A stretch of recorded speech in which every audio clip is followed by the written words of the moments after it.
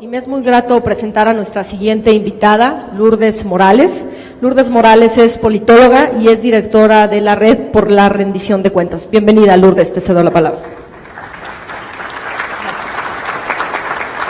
Pues, muy buenos días a todos, agradezco muchísimo la invitación, la verdad es que no suelo estar en este tipo de eventos, generalmente estoy más en eventos con organizaciones sociales o con académicos o con alumnos de universidades.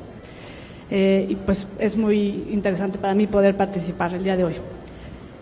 Todos los movimientos sociales capaces de producir un cambio profundo tienen sin duda un momento emblemático, una especie de punto de quiebre, y pareciera que el 2017 inició con una serie de medidas desafortunadas que evidenciaron el cúmulo de abusos de poder y la captura del Estado en la que vivimos los mexicanos desde hace un tiempo. Pareciera, sí, que el país se nos va de las manos y que la realidad nos dice que debemos de hacer algo para frenar las inconsistencias de los discursos políticos, las mentiras con las que se pretenden justificar muchas de las decisiones públicas que nos afectan. ¿Por dónde empezar? ¿En quién confiar? ¿Cómo evitar caer en más de lo mismo? ¿Cómo evitar ser parte de esta apatía militante? Lo primero que me viene a la mente es la relación entre partidos políticos y ciudadanía, la enorme distancia que hay entre representantes y representados. Estamos en un momento en el cual todos los partidos han sido metidos en el mismo paquete de descrédito, en muchos casos de manera justificada, por los bonos, por los casos de corrupción, por el abuso constante. Pareciera que no hay diálogo posible que pueda restablecer esta confianza y la interlocución que necesitamos. Se necesitan liderazgos fuertes, ya lo dijo el ingeniero Cárdenas, creíbles, enraizados en la ciudadanía. Solo un liderazgo así podrá ayudar al diálogo que necesitamos y a una articulación entre movimiento y fuerza política. En este sentido, es muy positivo contar con la presencia y el liderazgo del ingeniero Cuauhtémoc Cárdenas. La historia de la democracia mexicana y de la izquierda mexicana no se podría entender sin el papel fundamental que el ingeniero ha desempeñado. Sin embargo, en las circunstancias actuales, creo que no podemos y no debemos pensar que serán los mismos protagonistas y los mismos rostros los que podrán encabezar la transformación social y política que necesitamos. Esto solo nos diría que no tenemos imaginación como sociedad y que no tenemos capacidad de aprendizaje. ¿Cuál es el papel de la izquierda en esta crisis y la necesidad y lo que tenemos que enfrentar? Sin duda, necesitamos congruencia política. En el documento que publicó el movimiento Hoy por México y en lo que nos ha dicho el ingeniero el día de hoy, se habla de una serie de acciones dentro de las cuales se menciona revertir la reforma energética, en lo cual coincido, ya que se requiere la revisión de estas medidas y, como ya lo dijo Villoro, la necesidad de generar reservas. También se menciona que hay que revertir las reformas estructurales contrarias al interés popular y nacional. Sin embargo, muchas de estas reformas fueron impulsadas con el voto de los partidos que se dicen de izquierda en México y estos no se han hecho cargo de la factura política que les ha cobrado el Pacto por México. Hay que mencionar también que no todas las reformas estructurales deben revisarse, sino por el contrario, deben de analizarse para que se cumplan cabalmente. Me refiero a revisarse para echarlas para atrás. Me refiero, y sin duda, es porque estuvimos diversas organizaciones y académicos impulsándolas, aquellas que surgieron de reivindicaciones sociales claras, como lo es la de transparencia y acceso a la información y la de combate a la corrupción. Dentro de las fuerzas políticas que se dicen de izquierda, hay enemigos declarados de la transparencia porque se le identifica con el discurso de la eficiencia y de la nueva gestión, pero también porque el populismo y el clientelismo no van con estas banderas. Los partidos de izquierda no…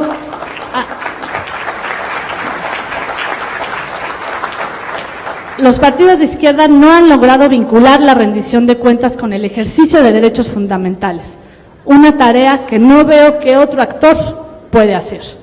Por eso se agradece al inicio de este evento que Dante Delgado lo haya mencionado como un eje fundamental.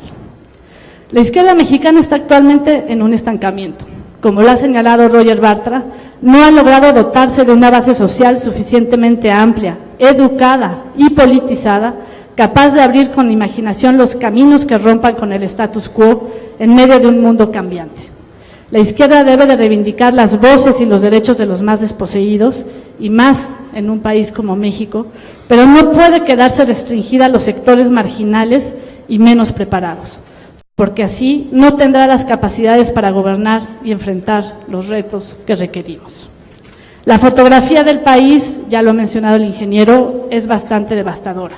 El crecimiento de la violencia, las asimetrías entre las entidades federativas, el nivel educativo, la inequidad de género, a pesar de todas las reivindicaciones y los cambios que se han impulsado, han generado retos importantes. Yo diría que antes de hablar de una agenda amplia como la que aquí se ha mencionado, tendríamos que pensar en unas precondiciones de agenda. Y algunos de los retos fueron mencionados hace un momento. Lo primero sería dotar de contenido las palabras que ahora nos suenan huecas. Palabras como cambio, líder, participación ciudadana. Hay que dejar de evocarlas si no se dice más los cómo. Si no se logra una amplia convocatoria, como ya lo dijo el ingeniero, si seguimos viendo los mismos rostros, los mismos discursos, con fuerzas políticas que están enfrentadas entre sí y que solo buscan cargos políticos, no habrá forma de construir un proyecto de largo plazo. Lo segundo es la articulación de esta acción colectiva a través de la canalización de recursos y control social real. La sociedad ya no se va a dejar utilizar. Se requiere sin duda generar una conciencia de pertenencia a una colectividad política.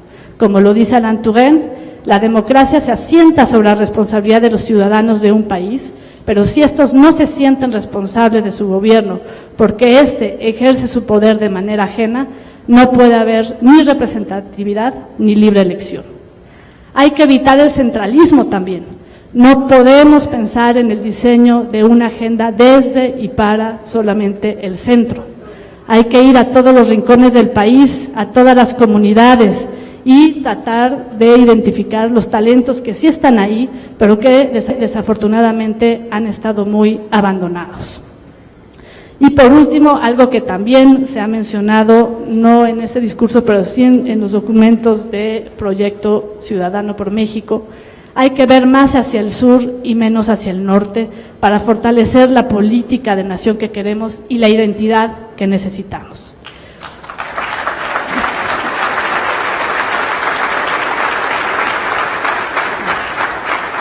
¿Cuáles son los riesgos? Sin duda hay riesgos que ya estamos viendo. Por una parte está la radicalización, ya lo vimos en Estados Unidos, y con el avance de la ultraderecha en países con democracias consolidadas, como Finlandia, Austria, Gran Bretaña y Francia, la antipolítica está ganando terreno. Y el riesgo de la antipolítica puede ser desastroso para un país que requiere conjuntar los mejores talentos y las mejores capacidades para fortalecer los avances institucionales que hemos tenido y para evitar que nos vengan a demoler lo que con tanto trabajo hemos ganado. Por último, otra cuestión que mencionó el ingeniero Cárdenas es la pérdida de libertades. Organizaciones como Artículo 19 han documentado cómo en los últimos años, y principalmente en este sexenio, los espacios de pluralidad se han cerrado y las agresiones y asesinatos a periodistas, principalmente en las entidades de la República, son cada vez más frecuentes. Un asesinato cada 30 días en 2016. 100% de los asesinatos en impunidad. De 2000 a 2016, 798 averiguaciones previas y solamente 2 dieron como resultado sentencias condenatorias. Sin una prensa crítica y plural, no podremos contar con fuentes de información que coadyuven a fomentar el espíritu crítico que necesitamos.